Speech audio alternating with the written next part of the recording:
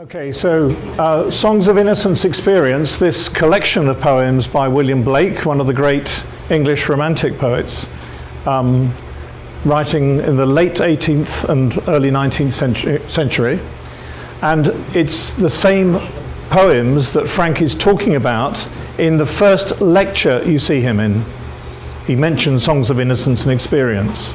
Now, innocence, not knowing your way around the world, not understanding things, and experience as an opposite to that, that partly relates to what happens in education. Education through school, but also education through life as well.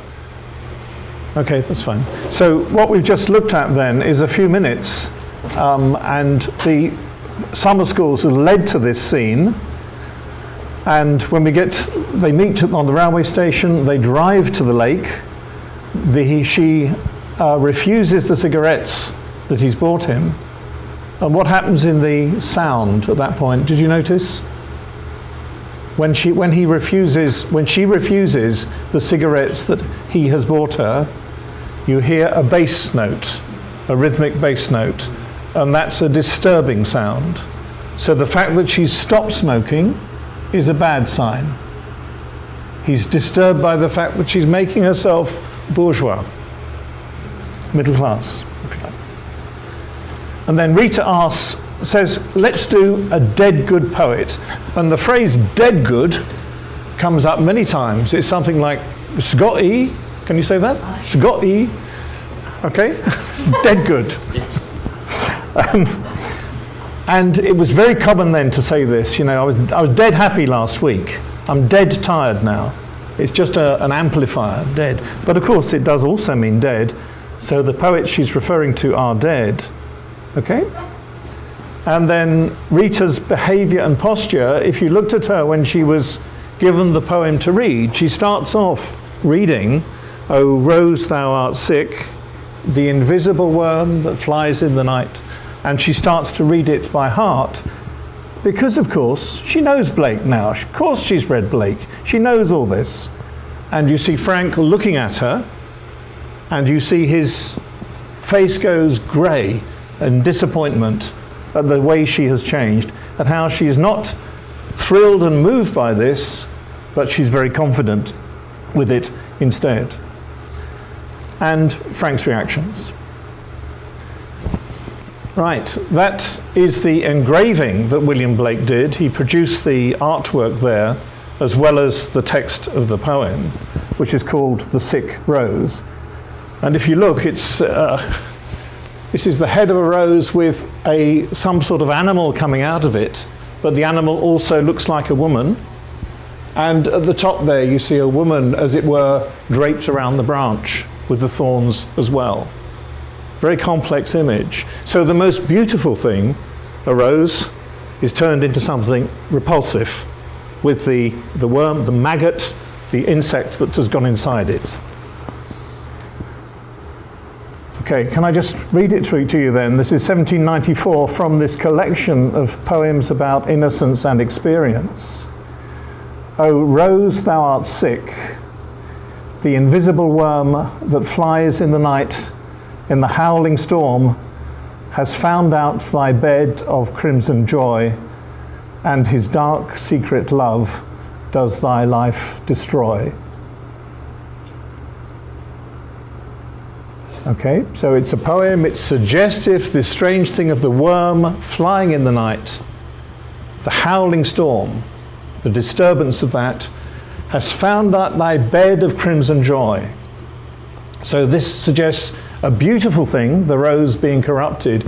There's also a sexual implication there. Thy bed of crimson joy, a suggestion of the woman's body, of the vagina there as well, and a suggestion of venereal disease, sexually transmitted disease. When Blake wrote this, syphilis, the venereal disease, the killing venereal disease, was a major problem in London, a bit like AIDS might have been thought of in the 1980s or perhaps still today. So that's part of the background here. Something that should be so beautiful has turned into something terrible and ugly. His dark secret love does thy life destroy. Now, can you see how that can also go with a certain conception of education that should be so good, but then gets messed up, that gets destroyed?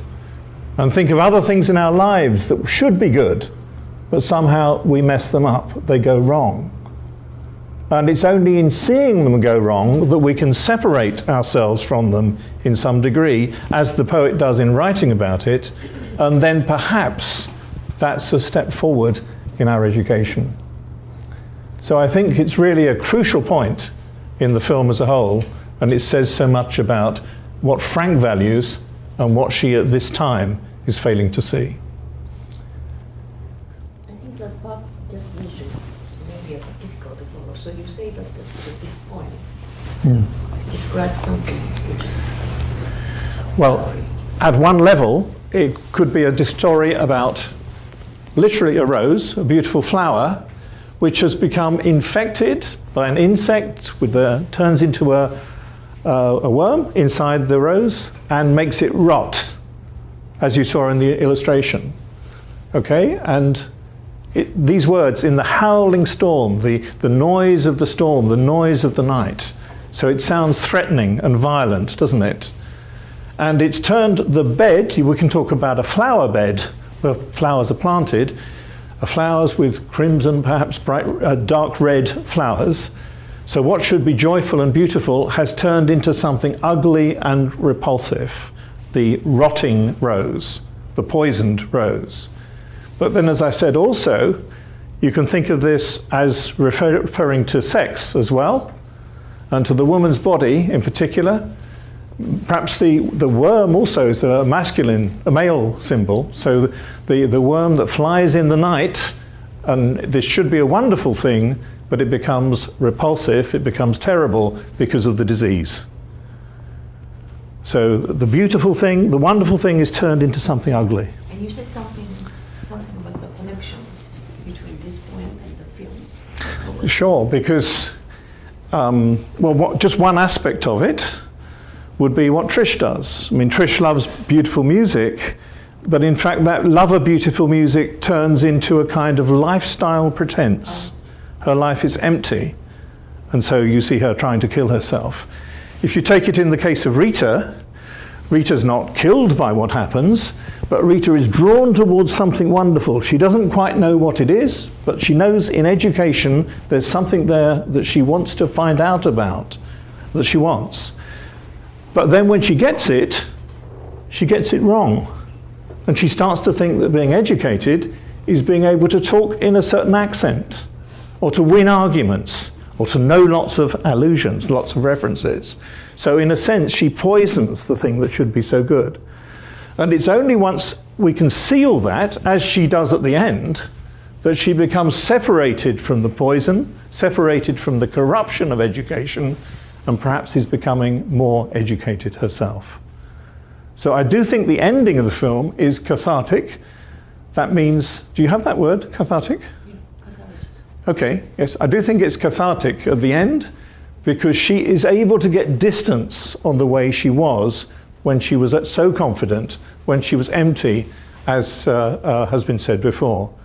And then there's something more substantial to her. She regains her soul a little bit. And sometimes by writing, we regain something from the horrors of things that have happened. Do you think Frank looked peaceful precisely because he knew Rita underwent that kind of... Yes, sure. Absolutely. Yes, I do. I think Chenya was saying these stages are not entirely clear, but at the end, you feel that something has been restored, that she's come out of that bad time when she's so confident, the time by the lake, and that he feels that a transformation has happened and something has been restored. She's regained her soul in some sense. And he has too.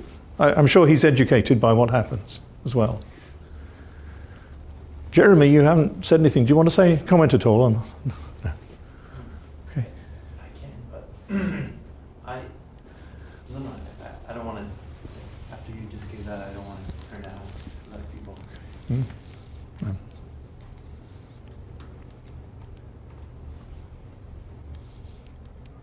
So it certainly would imply a conception of education that is not just about passing exams, wouldn't it? It's not just about picking up skills and competencies.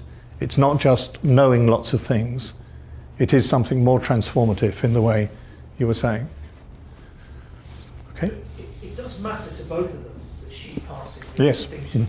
Yeah, that's very good. And that's a nice kind of corrective to what I've been saying. And I was struck by that when we saw it today, that he wants to see what's happened, because we have to do that stuff as well. And those are significant achievements. It's not as though it's all pretense. There's something about the language which may lose you a little bit. When you talked about her not being fluent at the beginning, I think she is fluent at the beginning. Because when she comes to the door and she can't get in, she says, "You want to get that scene too? Someone's going to get stuck out there one day and they'll never get in." She's speaking very quickly, very fluently, and in a kind of confidence and in an attractive way. And that's what he likes about her, because it seems genuine in the way that the students he teaches do not seem genuine. But I understand your difficulty with the word fluent. And because of British snobbery about English, then many people, of course, think being educated is talking in a middle-class way. But it's not. Okay, shall we start?